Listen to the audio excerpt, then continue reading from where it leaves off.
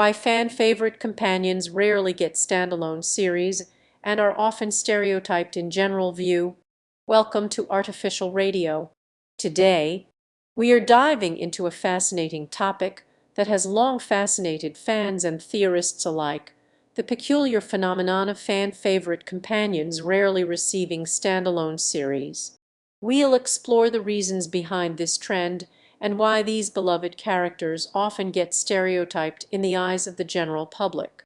At first glance, it seems counterintuitive. Fans adore these companions, showering them with affection and enthusiasm.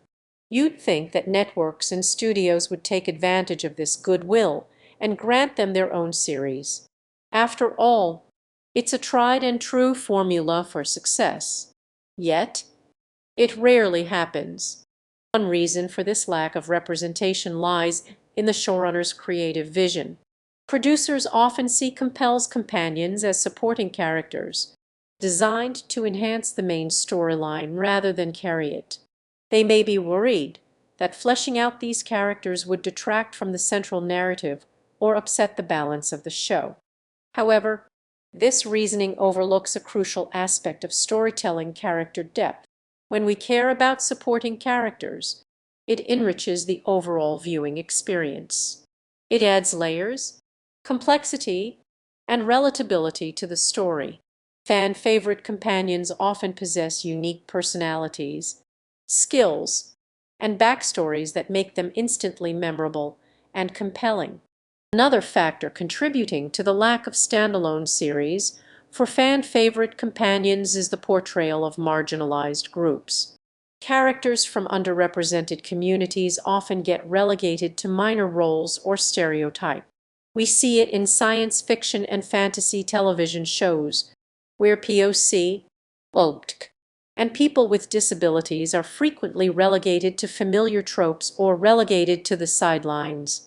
Take, for example, the character of River Song in Doctor Who.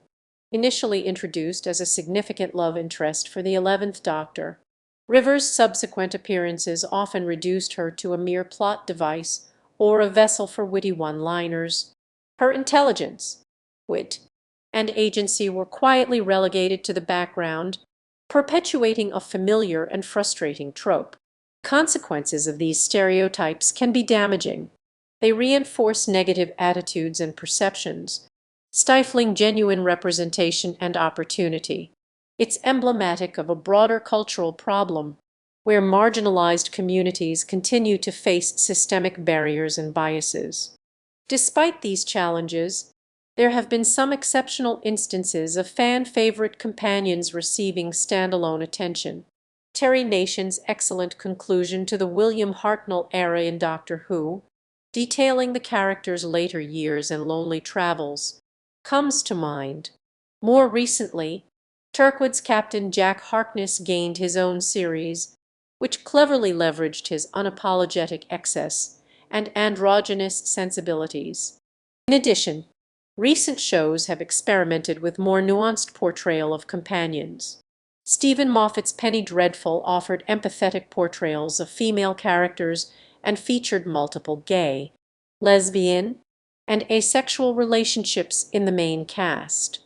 As we navigate the complexities of representation in television, we must acknowledge the importance of delving deeper into the lives and backstories of fan-favorite companions.